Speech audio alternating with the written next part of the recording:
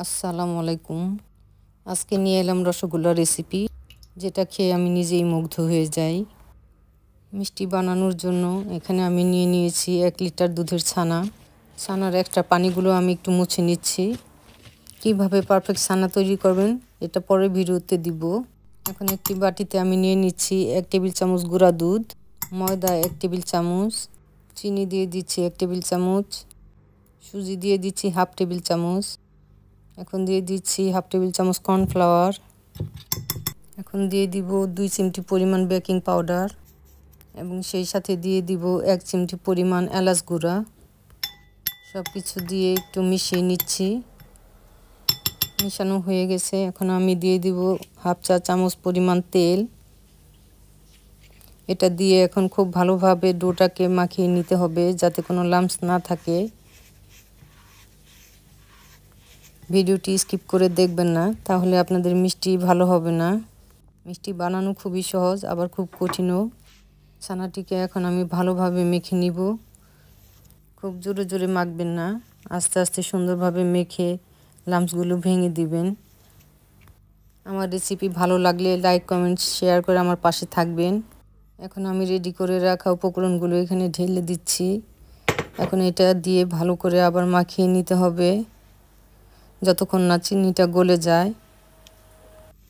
এটাকে সুন্দরভাবে মাখানোর পর কিছুক্ষণ একটু রেস্টে রেখে দিবেন, তাহলে মিষ্টিগুলো বানাতে সুবিধা হয়।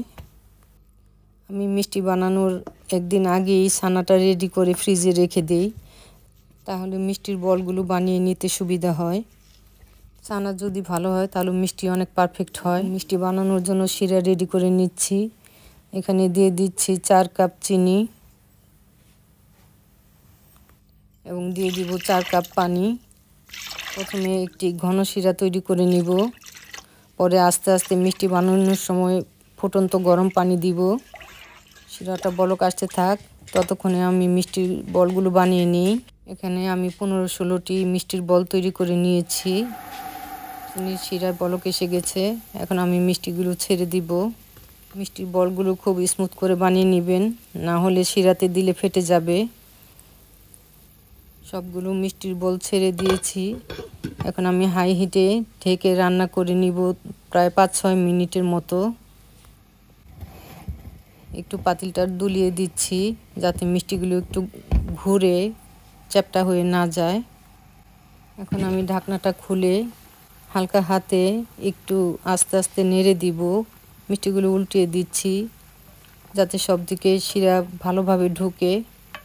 খুবই সাবধানে নাড়তে হবে যাতে মিষ্টিগুলো ভেঙে না যায়। আবার ঢেকে দিচ্ছি। এভাবে ঢেকে রান্না করব প্রায় 10 মিনিটের মতো, আর মাঝে মাঝে একটু নেড়ে দিব, মিষ্টিগুলোকে উল্টে পাল্টে দিব। আমার রেসিপিগুলো কেমন লাগে আমাকে কমেন্ট করে জানাতে পারেন। কে কোথা থেকে দেখছেন অবশ্যই কমেন্ট করে আমাকে জানাবেন। এভাবে একটু পরপর ঢাকনা খুলে হালকা হাতে মিষ্টিগুলো উল্টে উল্টে দিব। এখন আমি দিয়ে দিচ্ছি ফুটন্ত গরম পানি 1 কাপ। আস্তে আস্তে ঢালতে হবে যাতে মিষ্টিগুলো নরম হয়ে ভেঙে না যায়।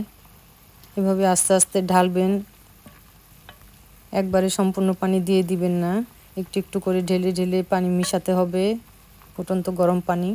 5-6 মিনিট পর পর যখনই শিরাটা একটু ঘন হয়ে আসবে, তখন আমি এভাবে 3-4 কাপ পানি অ্যাড করে দিব যাতে শিরাটা পাতলা থাকে, ঘন হয়ে না যায়।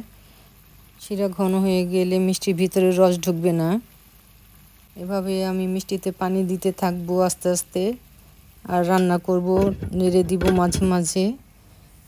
এভাবে মিষ্টিটা রান্না করে নিতে আমার সময় লেগেছে প্রায় আধা ঘন্টার মতো। মিষ্টিগুলো অবশ্যই হাই হিটে রান্না করে নেবেন। চুলার আঁচ যেন বাড়ানো থাকে, কোনো অবস্থাতেই কমানো যাবে না। এভাবে একটু পর পর ফুটন্ত গরম পানি ঢেলে দিবেন। আমি এখানে প্রায় 4 কাপের মতো পানি ব্যবহার করেছি।